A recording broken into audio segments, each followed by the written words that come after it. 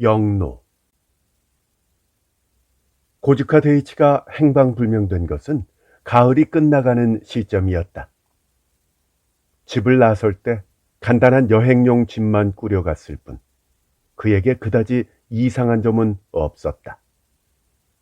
그해 봄, 고즈카 데이치는 정년이 돼서 모 은행의 영업부장직에서 물러났다. 그간의 노고에 대한 보상 휴가를 가는 것처럼 가족들에게는 한동안 도쿄를 벗어나서 좀 쉬다가 오겠다는 말을 남겼다. 원래가 여행을 좀 좋아하는 편이라서 가족들은 특별히 신경을 쓰지 않았다. 행선지나 돌아올 날짜를 정하지 않은 채 훌쩍 여행을 떠나는 것이 평소에 그의 습관이었다. 가족으로는 부인 유리코와 두 아들이 있다. 그 중에 큰아들은 공무원인데 작년에 결혼을 해서 분가했다. 그래서 집에는 올해 대학을 졸업하고 종합상사에 취직한 둘째 아들만 남아 있었다. 부인 유리코가 경찰서에 실종 신고를 한 것은 남편이 여행을 떠난 지 한 달쯤 되던 날이었다. 이번에도 여행에서 언제 돌아올지 알려주지는 않았지만 지금까지의 전례를 보면 고직하는 대개 2주 정도 지나면 여행에서 돌아왔던 것이다. 그런데 이번에는 한 달이 지나도록 아무런 소식이 없었다. 고직하는 25년간 한 은행에서만 일했다. 실력도 있었고 평소 윗사람들에게도 잘 보여서 정년 퇴직을 앞두고 계열사의 임원으로 오라는 스카우트 제안까지 받았다. 하지만 본인이 거절했다.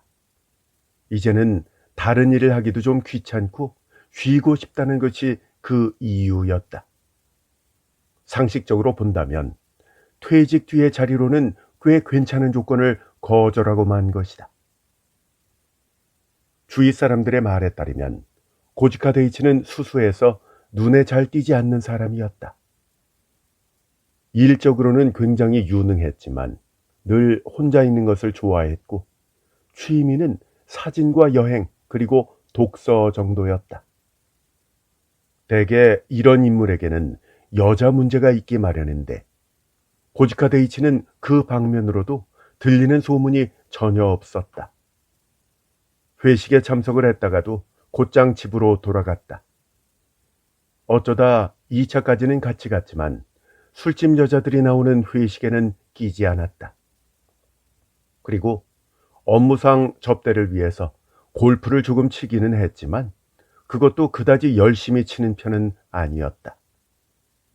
하지만 윗사람들로부터는 촉망받는 인재였기 때문에 인간관계가 나쁘지 않았다. 실제로 직장 동료들과도 잘 지내서 사내 관계는 비교적 원만한 편이었다. 고즈카 데이치는 그 자리에 오르기까지 엄청난 노력을 기울였다고 한다. 원래 그는 은행에서 주류를 차지하는 사람들이 지닌 학벌과는 거리가 멀었다. 일반적으로 시골 상고 출신의 학력으로는 잘해보아야 지방의 지점장 정도로 끝나는 것이 보통이었다. 하지만 고즈카가 회사를 그만둘 당시 계열사의 임원으로 오라는 제안을 받을 정도로 출세한 것은 그의 꾸준한 노력이 인정을 받았기 때문이었다. 젊은 시절의 고즈카는 일벌레라는 소리를 들을 정도였다. 물론 그는 능력이 있었지만 이 세계에서는 능력만으로는 출세할 수가 없는 것이다. 무엇보다도 그의 엄청난 노력이 있었기 때문에 그만큼 출세할 수 있었다. 고지카 데이치는 가출할 이유가 전혀 없었다. 가정에도 아무 문제가 없었다. 부인 유리코와는 지방에서 지점장 대리로 일하던 시절에 맞선을 보아서 결혼했다. 부부 관계는 그다지 나쁘지 않았고 쉬는 날에는 부부가 함께 은행 주변에서 외식하는 모습도 종종 눈에 띄었다. 고지카 데이치가 계열사의 임원 자리를 거절했을 때의 이야기인데 임원 중 한 사람에게 이런 말을 했다고 한다. 오랫동안 일한 덕분에 집도 장만을 했고요. 이 한동안 가족들이 먹고 사는데 지장이 없을 만큼 재산도 모았지요. 뭐 자식들도 큰아들은 결혼을 했고 둘째 아들도 이제 대학을 졸업하고 취직을 했으니까 뭐 제가 부모로서 해야 할 도리는 웬만큼 다 한 것 같습니다. 그래서요, 저도 이젠 좀 쉬었으면 좋겠어요. 정말 감사한 말씀이긴 하지만은 나중에 일할 마음이 생기면 그때 다시 부탁을 드리죠. 고지카 데이치는 그다지 건강 체질은 아니었다. 키는 컸지만 몸은 호리호리했다. 특히 은행을 그만둘 무렵에는 어딘지 모르게 쓸쓸한 분위기가 감돌았다고 한다. 하지만 그것은 정년퇴직을 앞둔 사람들이 흔히 갖는 상실감에서 오는 쓸쓸함이 아니라 오랫동안 해오던 일을 만족스럽게 완수해낸 사람의 홀가분함 같은 것이었다고 한다. 앞으로는 제가 좋아하는 여행이나 좀 실컷 하면서 놀고 싶어요. 고지카는 은행 선배에게 이렇게 말했다. 실종 신고를 접수한 관할 경찰서에서 요분호라는 초로의 형사와 기타오라는 젊은 형사가 고지카 데이칩의 집을 방문했다. 고지카의 집은 중산층이 사는 세련된 느낌의 단독주택이었다. 두 사람은 거실로 안내를 받았다. 좁기는 하지만 은은한 조명이 안정감을 주는 거실이었다. 두 형사를 맞은 사람은 부인 유리코였는데 47 정도의 큰 키가 인상적이었다. 형사들은 고지카의 가출에 대해서 자세히 질문을 했다. 실종 신고 서류를 보면 가출 당시의 복장이 양복 차림에 간단한 여행용품을 넣은 여행 가방 하나라고 적혀 있었다. 아무리 보아도 단순히 여행을 떠난 것으로밖에 볼 수 없었다. 형사들은 부인에게서 똑똑하지만 왠지 쌀쌀맞다는 인상을 받았다. 남편이 실종되었는데도 그다지 동요하는 모습이 아니었고 질문에 차분하게 대답하면서 냉정한 태도를 보였다. 만약 고지카가 작정하고 집을 나간 것이라면 어떤 형태로든 흔적이 남아 있어야 한다. 예를 들어 유서를 어딘가에 남겨두었거나 그 비슷한 말이라도 흘렸다거나 가족 이외의 친구들에게 나중에 떠올릴 만한 그런 말이라도 전했어야 했다. 하지만 유서는 없었다. 태도도 평소와 다르지 않았고 집을 나설 때도 특별히 신경 쓸 만한 언동은 하지 않았다고 한다. 유리코는 그런 정황을 형사들에게 자세히 설명했다. 이런 걸 여쭤보면 실례가 될 수도 있겠는데요. 혹시 집에 특별히 남편분께 고민거리가 될 만한 일이 있었나요? 형사의 이런 질문에 유리코는 미소를 지으며 말했다. 아니요, 없었어요. 다른 집에는 이래저래 말 못할 사정이 가끔 있다는 말은 들었지만요. 유리코는 자신이 언급한 말 못할 사정이라는 것에 특별한 의미를 두는 것처럼 보였다. 그건 흔히 남편들이 여자 관계나 부부간의 불화 때문에 가출하는 걸 말하는 것이었다. 저희 부부한테는 그런 일이 전혀 없었어요. 그러니까 남편이 자발적으로 사라졌다고는 믿지 않는 거예요.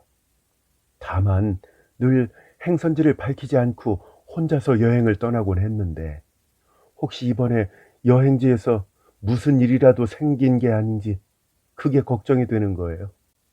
유리코는 그렇게 설명했다. 현금은 얼마나 갖고 가셨나요? 당시에는 여행 경비 정도라고 생각을 했었는데요. 나중에 알고 보니까 가지고 나간 금액이 좀 크더라고요. 얼마나 되는데요? 80만 엔 정도요. 그래요? 그건 좀 금액이 크네요. 뭐 지금까지 이런 적이 있었습니까? 아니요. 이런 적은 처음이에요. 그래서 더 걱정이 되는 겁니다. 그 돈 때문에 잘못된 게 아니라면 좋겠는데 말이에요. 그럼 사모님은 이 남편분께서 그 정도로 큰 돈을 갖고 가셨다는 걸 전혀 모르셨나요?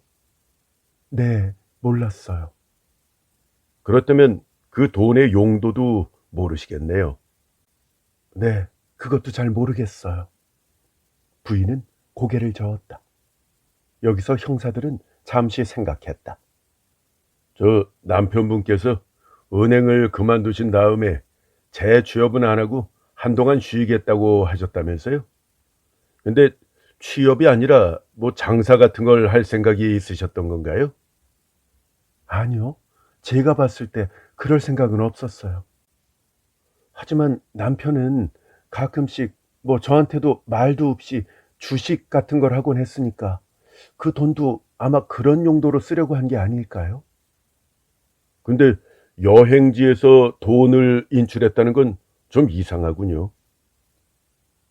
그 뒤 형사들은 고즈카 데이치의 과거에 대해서 물었다. 부인의 말에 따르면 고즈카는 지방 지점의 밑바닥에서부터 차근차근 밟고 올라간 인물이다. 본점으로 오기 전에 히로시마와 나고야에서 지점장으로 근무했다고 한다. 히로시마에서 지점장으로 일한 것은 약 10년 전인데 2년간 그곳에서 근무를 했다. 나고야에서도 지점장으로 2년간 있었다고 한다. 그 뒤로는 본점의 조사부장을 거쳐서 영업부장으로 순조롭게 승진을 거듭해왔다. 취미는 사진과 여행인데 나 홀로 여행을 좋아해서 발길 닿는 대로 훌쩍 떠나는 시기였다고 한다. 그때 요분호 형사가 고지카가 지금까지 어디로 여행을 다녔는지를 물었다. 그러자 부인은 마침 생각난 게 있다면서 대형 앨범 3권을 들고 나왔다. 그 앨범에는 각지에서 찍은 풍경 사진들로 가득했다. 전부 고즈카가 여행지에서 찍은 사진들이었다. 좋아하는 일이라서 그런지 사진들은 하나같이 구도가 좋았다. 사진 실력이 초보자 수준을 넘어선 것처럼 보였다. 파트너 형사인 기타오도 워낙 카메라를 좋아해서 고즈카의 솜씨를 한눈에 알 수 있었다. 3권의 앨범에는 전국 각지에서 찍은 사진들이 망라되어 있었다. 후쿠이현의 도진보와 헤이헤이지, 기후현의 계로온천 부근, 그리고 이누야마 부근, 나가노현의 기소 후쿠시마, 교토와 나라, 와카야마현의 구시모토, 아이치현의 가마고리 등에서 찍은 사진들이었다. 아름다운 풍경이었다. 한 지역마다 20장 정도의 사진이 있었다. 발길 닿는 대로 떠나는 나홀로 여행을 즐겼던 만큼 전국 방방곡곡에 여행을 다녔음을 잘 알 수 있었다. 사진의 여백에는 촬영한 날짜까지 적혀 있어서 고주카가 상당히 꼼꼼한 성격임을 보여주었다. 요분호 형사는 그 날짜들을 수첩에 기록했다. 고즈카는 자살할 이유가 없었다. 평탄한 가정에 자식들도 다 장성해서 대학 교육까지 시켰고 그중 한 명은 결혼까지 한 상태였다. 인생에서 넘어야 할 큰 산은 대부분 넘은 셈이라서 이제는 한숨 돌릴 수 있는 상황이었다. 만약 스스로 종적을 감춘 것이라면 왜 그런 행동을 했는지 요분호 형사는 도저히 이해할 수가 없었다. 그도 이미 48이었다. 형사 생활도 할 만큼 했다. 이제는 슬슬 정년퇴직 뒤에 노후를 걱정할 나이가 되었다.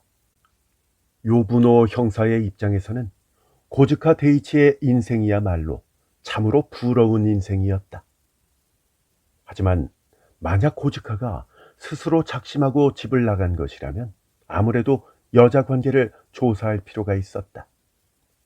이것은 이 고즈카의 행방불명이 범죄와 연루되어 있을 경우에도 마찬가지였다.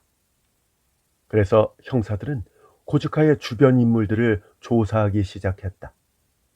주변 인물이라고는 해도 하나같이 높은 은행 간부라든가 대중에게 잘 알려진 유명인 뿐이었다.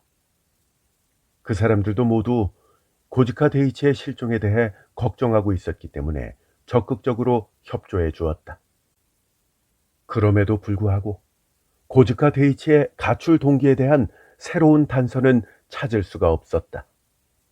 아무리 조사를 해도 고지카의 여자 관계에 관한 이야기는 전혀 나오지 않았다. 성실하고 조용한 성격의 남자였다는 것이 모든 사람들의 공통된 의견이었다. 고지카에게 스카우트 제안을 했던 선배는 이렇게 말했다. 고지카는 뭐랄까요? 기력을 상실했다고나 할까요? 은행을 그만두고 나서는 왠지 분위기가 좀 차분해졌어요. 이제는 더 이상 가정이나 자식들 걱정은 안 해도 된다는 말을 자주 했거든요. 저는 고지카 본인이 오랫동안 열심히 노력한 대가라고 칭찬을 해줬죠. 뭐 사실 동료들 사이에서도 고지카처럼 아무 일 없이 평온한 가정을 꾸린 친구는 보기 드무니까요. 그래서 아무 일도 안 하면 앞으로 뭐 먹고 살 거냐고 물어보니까 이제부터는 여유롭게 낚시나 다니고 작은 과수원이라도 해볼까 한다면서 웃더라고요. 아무튼 그 친구는 은행을 그만두면서 뭔가 큰 짐을 내려놓은 듯한 느낌이었어요. 결국 고지카의 심경을 살펴보더라도 스스로 가출을 결심할 만한 이유는 아무것도 없었다는 이야기였다. 다만 형사들이 여기저기 여자 관계를 꼬치꼬치 캐물어 보고 다닌 덕에 은행의 내부 관계자 중에서 이런 말을 해준 사람이 있었다. 그러고 보니 고지카 씨한테는 오무라라는 이름의 여자한테서 전화가 자주 걸려오곤 했어요. 이런 말이었다. 은행에 오무라라는 이름을 가진 고객은 흔하다. 하지만 고지카 데이치에게 전화를 건 오무라의 경우는 조금 달랐다. 그 전화가 걸려오면 고지카가 주위를 살피면서 전화를 받았다는 것이다. 그 일이 최근에 있었던 일인지 물어보니까 이미 몇 년 전부터 그랬다고 했다.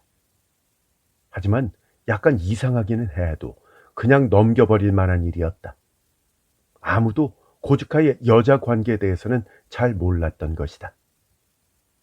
대개 은행에서는 개인의 비밀이 곧잘 탄로나지만 고지카는 그런 일도 없었다.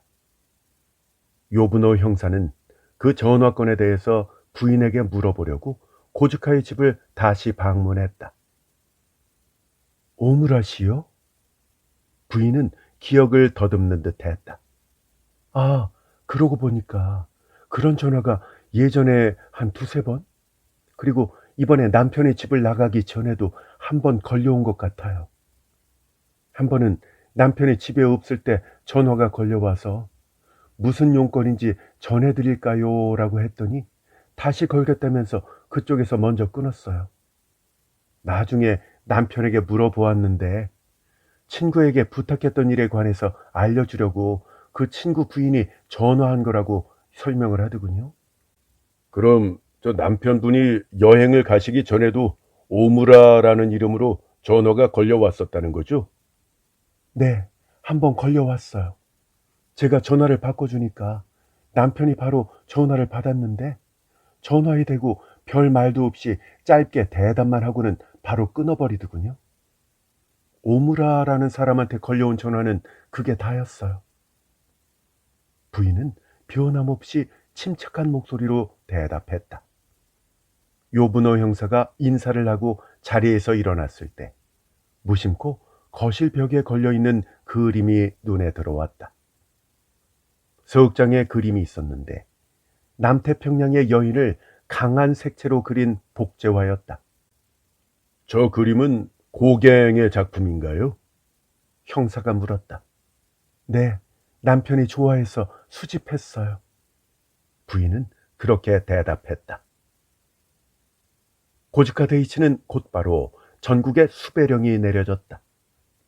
단순한 가출이 아니라 80만 엔이라는 큰 돈을 가지고 있었기 때문에 무슨 일을 당한 것은 아닌지 우려되었다.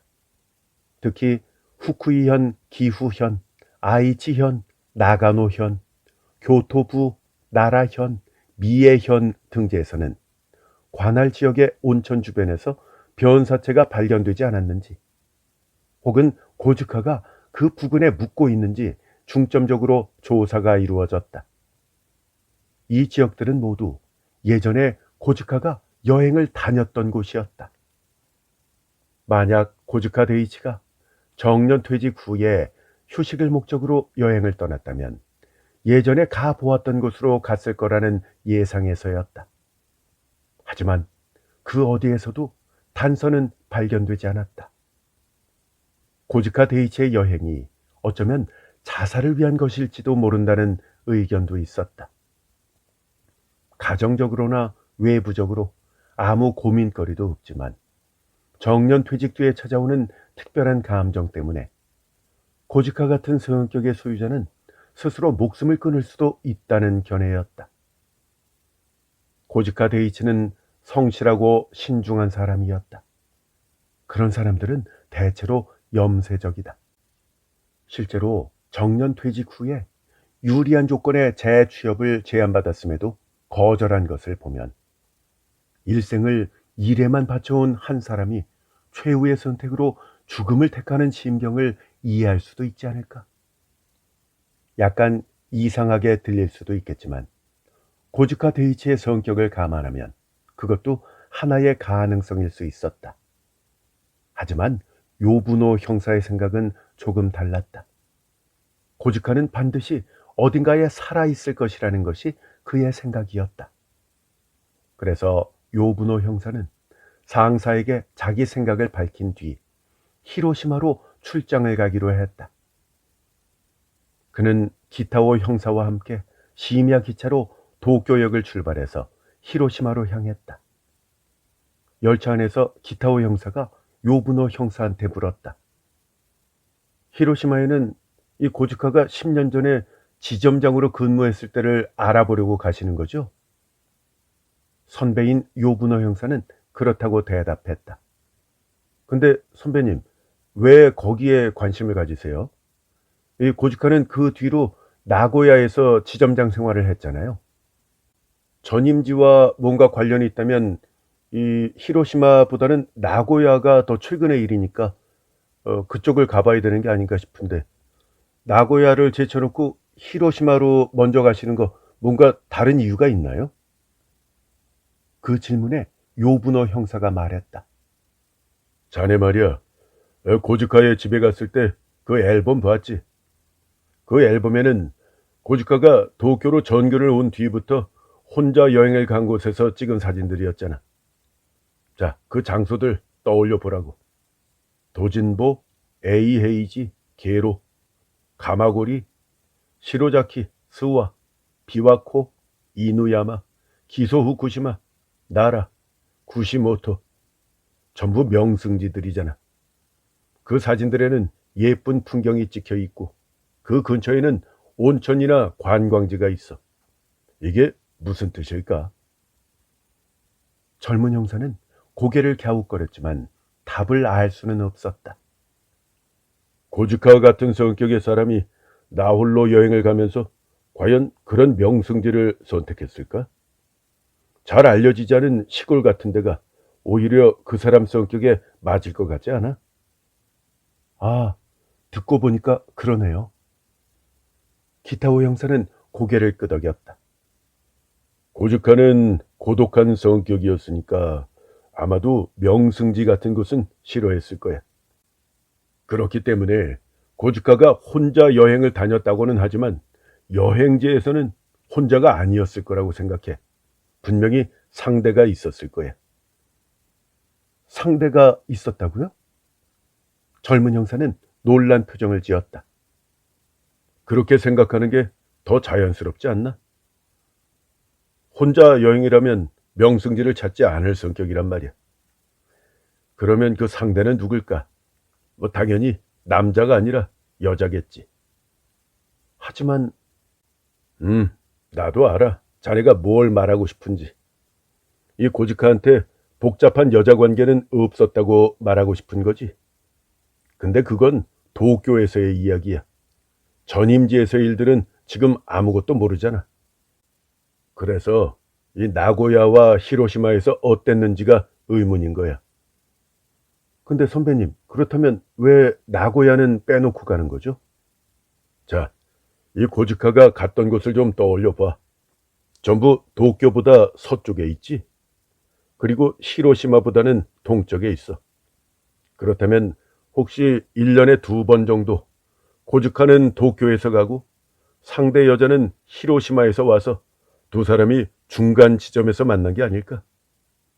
아, 이야기가 그렇게 되나요? 그런 점에서 나고야의 경우에는 스와나 가마고리에 갔다는 게 말이 되지만 나라나 구시모토 주변은 나고야보다도 서쪽에 있잖아. 게다가 이 가마고리나 게로 같은 곳은 두 사람이 은밀하게 만나기에는 나고야에서 너무 가까워. 역시 도쿄와 히로시마의 중간 지점에서 만났다고 보는 게 더 자연스럽겠지. 근데요, 이 고지카가 히로시마에서 근무한 건 10년도 더 된 일이잖아요. 그런데도 관계가 계속 유지되었을까요? 글쎄, 뭐 그런 의문도 일리가 있겠지만 고지카가 도쿄에서 여자 관계가 전혀 없었던 걸 생각하면 별로 이상한 일도 아니야. 아마도 두 사람은 1년에 2번 정도는 만났을 거야. 이 오무라라는 이름으로 고지카한테 전화가 걸려왔다는 거 알지? 여자였잖아. 도쿄 시내에서 걸려온 전화였고. 그러니까 그걸 감안하면 그 목소리의 주인공이 불륜 상대는 아니라고 봐. 어쩌면 그 여자는 이 고지카의 중간 연락책이 아니었을까? 예를 들어서 이 두 사람 사이에는 편지를 주고받은 흔적이 없잖아. 물론 고지카의 집이나 외부에 알려지면 곤란하기 때문이었겠지만 실제로 편지를 중간에서 전달해 준 건 아마 중간 연락책인 그 여자일 거야. 그럼 그녀는 누군데요? 글쎄, 뭐 두 사람 사이를 그만큼 잘 알고 있는 정도라면 불륜 상대인 여자와 제일 친한 친구이거나 이 고지카와 친한 사람, 이 둘 중에 하나겠지. 그러면 고지카가 가출한 건 불륜 상대를 만나러 가기 위해서인가요? 그렇지. 뭐 정년이 돼서 한시름 놓았다라기보다는 이제는 자신이 집을 나와도 별 문제가 없을 때가 됐다라고 생각한 거겠지.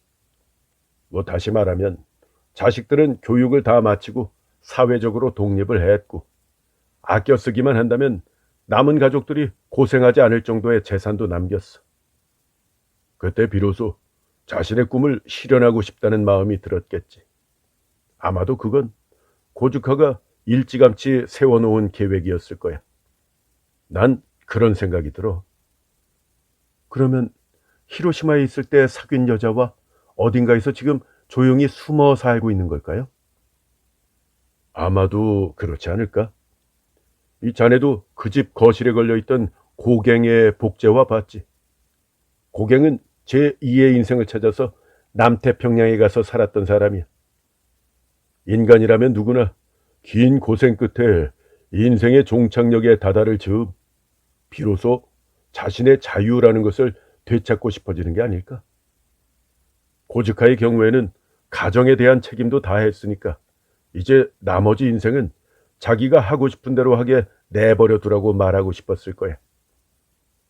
나는 그때 그 그림을 보고 나서 고갱의 일생에 대해서 찾아보았네. 이 고갱이라는 작가는 이렇게 말을 했더군. 인간이란 자기 자식에게 희생되는 존재다. 그리고 그 자식은 다시 자기 자식들에게 희생이 된다. 이런 바보 같은 일이 영원히 반복된다.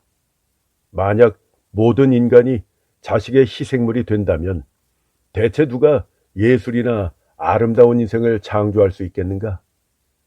라고 말했더군. 뭐 자세히는 기억나지 않지만 대강 그런 말이었어. 고갱에게는 그림이 있었지. 하지만 고지카에게는 없었어. 대신 그에게는 사랑하는 여자가 있었을 거야.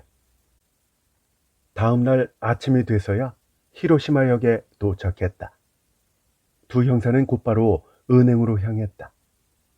막 출근한 지점장을 만나서 조심스럽게 상황을 설명했다. 지금 이 사정이 이런데요.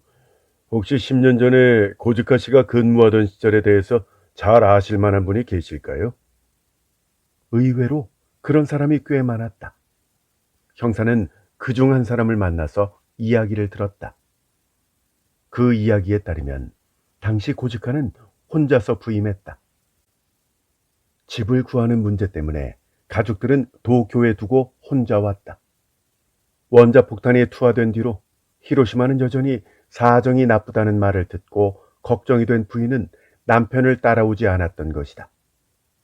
요분호 형사는 그 이야기를 듣고 고즈카 부인의 쌀쌀맞은 인상을 떠올렸다. 고즈카가 혼자 살았던 2년간의 행적을 조사했지만 도쿄에서와 마찬가지로 히로시마에서도 여자와 관련된 소문은 들을 수 없었다. 히로시마에서도 고즈카 데이치는 근엄한 지점장이었다. 고즈카가 근무했던 곳은 유명 은행인 만큼 지점도 상당히 컸다. 꽤 많은 직원이 일하고 있었는데 그 중에는 여직원들도 상당히 눈에 띄었다. 요분어 형사의 눈이 뭔가 새로운 사실을 포착한 듯 했다.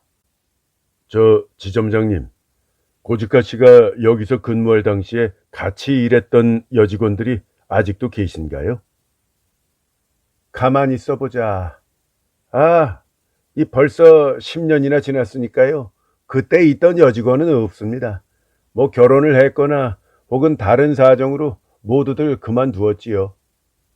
그러면 당시에 근무했던 여직원들의 최근 소식을 알 수는 없을까요?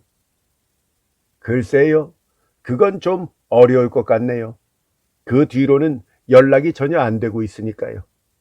아, 참.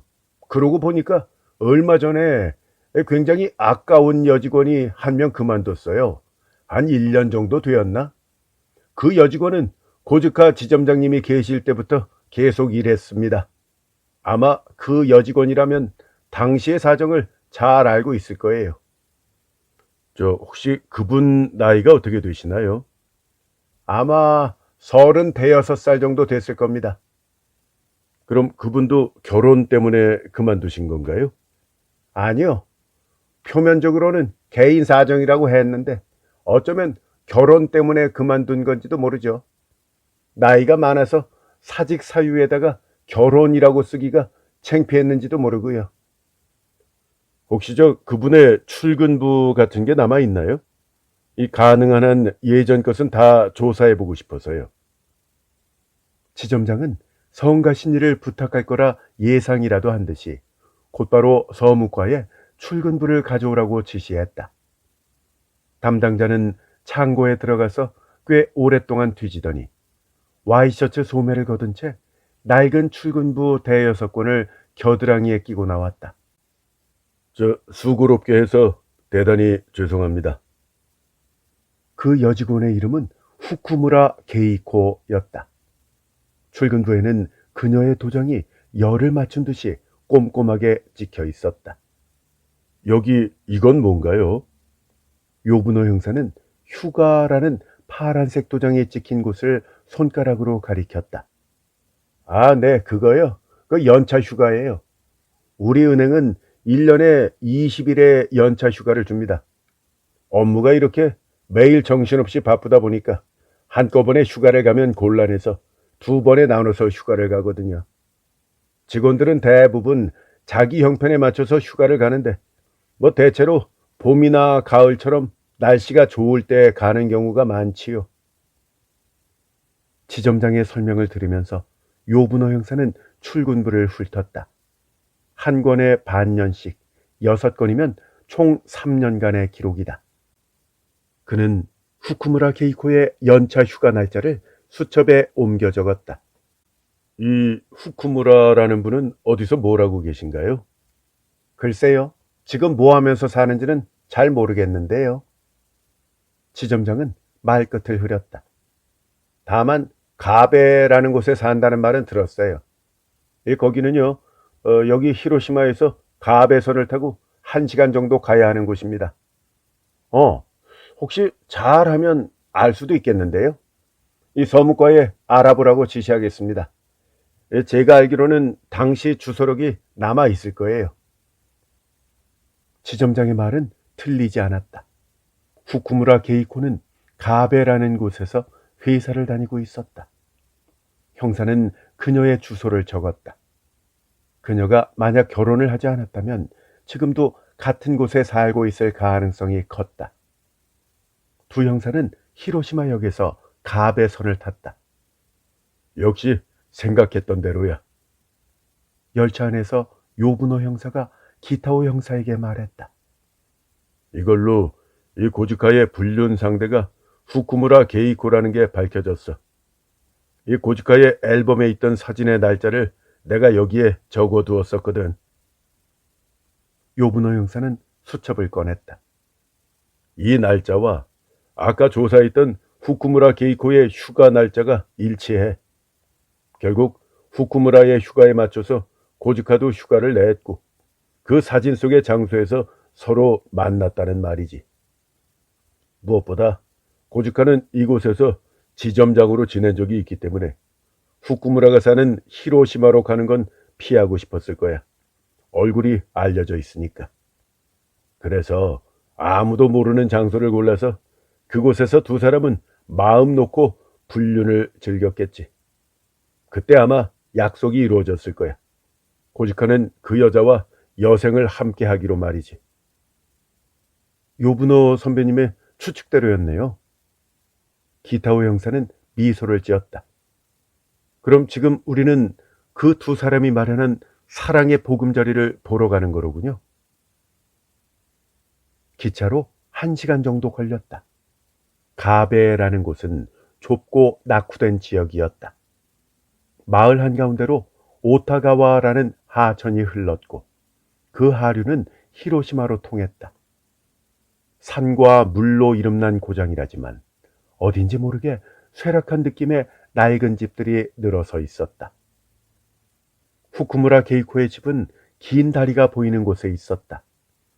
예전에는 옷감 짜는 일을 했던 집인 듯 상당히 큰 규모였는데 그 중에 방 하나를 후쿠무라 게이코가 오랫동안 빌려서 살고 있었다. 두 형사는 집주인인 50살 정도의 아주머니를 만났다.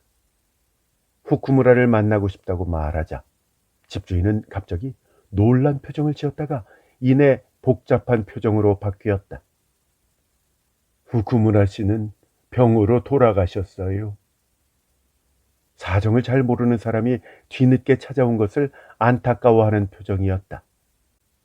이번에는 형사들이 놀랄 차례였다. 돌아가셨다고요? 그게 언제쯤인데요? 아이고, 벌써 석 달쯤 됐어요. 두 사람은 서로의 얼굴을 쳐다보았다. 석 달 전이라면 오히려 고지카가 집을 나가기 한 달 전이다. 고지카가 후쿠무라 케이코와 함께 살고 있으리라 믿었던 요부노 형사는 한동안 넋이 나간 표정이었다. 고지카는 후쿠무라 케이코가 사망한 사실을 모르고 집을 나섰다는 말인가? 그렇지 않다면 그녀가 죽었는데 고지카는 왜 집을 나간 것일까? 요부노 형사는 고지카 데이치의 생김새를 설명하고 난 뒤 혹시 그런 인물이 후쿠무라 케이코의 생전이나 사후에 찾아온 적이 없는지 물었다. 집주인은 고개를 저었다. 아니요, 그런 사람은 본 적 없어요. 후쿠무라 씨는 우리랑 여기서 오랫동안 함께 살았지만은 한 번도 그런 사람이 찾아온 적은 없었어요. 요부노 형사는 후쿠무라 케이코가 1년 전에 은행을 그만두었다는 말을 들었을 때 직감적으로 그녀가 이미 고지카 데이치와 함께 살 준비를 한 거라고 생각했다. 1년 전이라면 고지카가 정년을 맞았을 즈음이다.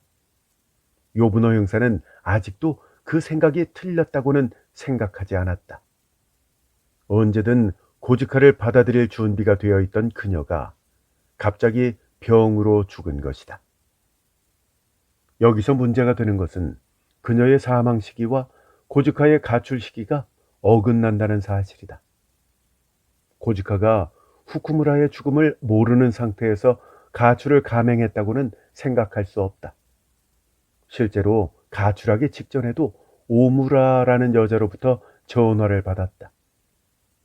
저 후쿠무라 씨에게 다른 가족은 없었습니까? 요분호 형사는 질문을 바꾸었다. 없어요. 후쿠무라 씨는 쭉 혼자였어요. 결혼한 적도 없고요. 그럼 부모님이나 형제들은요? 가족들은 전부 세상을 떠나서 아무도 없다고 들었어요. 그럼 장례식 같은 건 누가 다 처리했나요? 사촌 여동생이 일부러 도쿄에서 와서 뒤처리까지 다 해주고 갔습니다. 도쿄에서요? 요분호 형사가 눈을 번뜩이며 말했다. 네, 도쿄에 사는 사촌 여동생과는 늘 편지를 주고받았어요. 혹시 그 사촌 여동생의 이름이나 주소를 아시나요? 네, 조금만 기다리세요. 사촌 여동생한테서 온 연하장이 집에 있을 겁니다. 지금 찾아볼게요. 집주인은 안에 들어가서 오래된 엽서 한 장을 가지고 나왔다. 엽서에는 도쿄도 오타구 후쿠무라 요시코라고 적혀 있었다. 요분호 형사는 주소와 이름을 수첩에 바로 옮겨 적었다.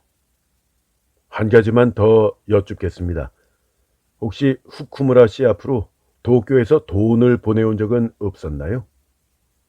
네, 그런 일은 늘 있었지요. 그 사촌 여동생의 이름으로 자주 등기 우편이 왔으니까요. 요분호 형사는 곧바로 그 집을 나왔다. 이거 참 큰일 났구만. 요분호 형사는 관할 경찰서로 가면서 말했다. 도대체 뭐가 큰일이라는 말씀이신가요? 기타오 형사는 일이 어떻게 돌아가고 있는 건지 도무지 알 수가 없었다. 지금 당장 전화로 본청에 연락을 해서 후쿠무라 요시코를 수배하라고 해. 고지카는 이미 이 세상 사람이 아니야. 후쿠무라 요시코와 그녀의 정부인 야마자키라는 인물이 도쿄에서 체포되었다. 그들의 자백으로 고즈카 데이치의 목 졸린 변사체를 나가노 현의 산속에서 찾아내었다. 사체는 사후 약 2개월이 경과된 상태였다. 두 사람의 자백에 따르면 내막은 이랬다. 후쿠무라 요시코는 히로시마에 사는 사촌 언니인 후쿠무라 게이코의 부탁으로 고즈카와의 편지를 주고받는 연락책을 맡았다. 고즈카와 게이코는 편지를 직접 주고받지 않고 항상 요시코의 이름이 적힌 봉투에 편지를 넣어서 주고받았다. 고지카는 게이코에게 매달 돈을 보냈는데 이것도 후쿠무라 요시코의 이름으로 이루어졌다. 고지카와 게이코가 휴가를 이용해서 지방 각지에서 만날 때도 후쿠무라 요시코가 사전 준비를 모두 해주었다. 고지카 데이치는 자신의 이름이 게이코의 하숙집에 알려지는 것을 꺼렸고 마찬가지로 후쿠무라 게이코도 고지카의 집에 직접 편지를 보낼 수는 없었다. 게이코가 보낸 편지가 도착하면 요시코가 고지카에게 전화로 연락을 하고 그가 편지를 가지러 오는 시기였다. 고지카 데이치는 정년 퇴직을 계기로 일찌감치 집을 나올 결심을 하고 있었다. 물론 요시코도 그걸 눈치채고 있었다. 그런데 게이코가 갑작스런 병으로 고지카 데이치가 가출하기 한 달 전에 사망하고 말았다. 그러나 요시코는 고지카 데이치에게 게이코의 죽음을 알리지 않았다. 목적은 게이코가 남긴 돈이었다. 게이코는 매달 월급이나 보너스를 모았고 고지카 데이치에게 송금받은 돈도 있었다. 게이코는 그 돈을 고지카 데이치와 동거하는 데 쓸 생각이었다. 사실 고지카도 그런 의도에서 계속해서 게이코에게 돈을 보냈던 것이다. 후쿠무라 요시코는 게이코가 죽었다는 전보를 하숙집 주인에게서 받자마자 히로시마에 가서 게이코의 장례식을 치르고 뒷정리를 했다. 그러고는 게이코의 은행 예금을 빼내서 가로챘던 것이다. 게이코의 돈은 그녀의 죽음으로 공중에 뜨고 말았다. 그 돈은 당연히 고지카한테 돌려주어야 했지만 욕심이 난 요시코가 그 돈을 가로챈 것이다. 이때 요시코의 정부인 야마자키가 옆에서 그녀를 부추겼다. 게이코와 함께 살기로 했기 때문에 고즈카 데이치가 집을 나올 때 상당한 금액의 돈을 가지고 나올 테니까 이참에 고즈카를 죽여서 그 돈까지 빼앗아 버리자는 음모를 꾸민 것이다. 요시코가 게이코의 사망을 고즈카에게 알리지 않은 것은 바로 그 때문이었다. 후쿠무라 요시코는 교묘하게 이를 꾸몄다. 요시코는 고즈카에게 게이코가 나가노 현의 어느 장소에서 만나자고 했다며 거짓말을 했다.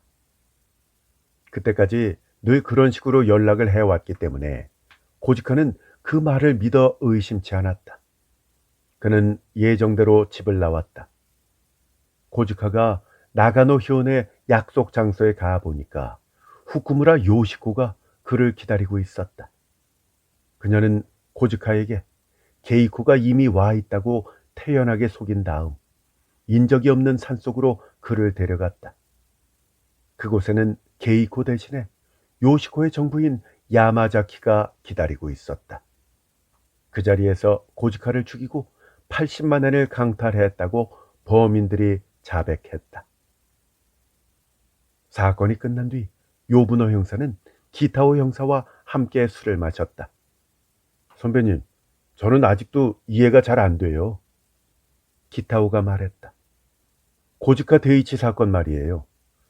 그는 뭐 하나 부족한 게 없었잖아요. 평온한 가정에다가 뭐 그때부터는 설렁설렁 놀면서 편안하게 노후를 즐길 수 있었어요. 그런데도 스스로 집을 박차고 나가서 불륜 상대와 함께 새 인생을 살겠다는 사고방식이 도무지 이해가 안 됩니다. 자네는 독신이라 그래. 곧 50살이 되는 요부노 형사가 말했다. 내 생각은 말이야. 이 고갱도 말했잖아. 인간은 끊임없이 자식을 위해서 희생하고 그걸 또 반복한다고 말이야. 뭐 그래서야 대체 언제 새로운 예술이나 아름다운 인생을 창조하겠냐. 이게 저 고갱의 주장이잖아. 근데 꼭 예술의 세계가 아니라도 이 보통 사람들의 경우에도 이 평범하고 긴 인생의 종착역에 다다르게 되면 그때까지 견뎌온 인생에서 그만 좀 해방돼서 자유로운 여행을 떠나고 싶지 않을까? 거기는 모든 사람이 그렇다고 할 수는 없겠지만 남자한테 가정이라는 건 인내의 연속이거든. 난 그래서 고즈카의 심정이 충분히 이해돼. 아니, 선배님도 그러세요? 기타오는 놀란 표정을 지었다. 나도 그렇다고 해야 되나? 다행인지는 모르겠지만 나는 남은 가족들이 먹고 살 만큼의 재산이 없어. 그러니까 나는 죽을 때까지 내 앞에 놓인 선로를 따라 터벅터벅 걸어가는 것 말고는 방법이 없어. 그런 점에서는 고즈카가 부럽지. 저 말이야, 이전에 내가 한번 말한 적 있지? 고갱한테는 그림이 있었어. 그렇지만 고즈카한테는 그림 대신에 좋아하는 여자가 있었지. 근데 나를 한번 봐. 난 어떤 것 같아? 나 말이야, 아무것도 없어. 아무것도 없지만 남은 인생을 견디면서 살아가야 하지. 인내의 연속이지 뭐. 젊은 형사는 요분어가 짓는 쓸쓸한 웃음의 의미를 모르지 않았지만 여전히 실감이 나지 않았다.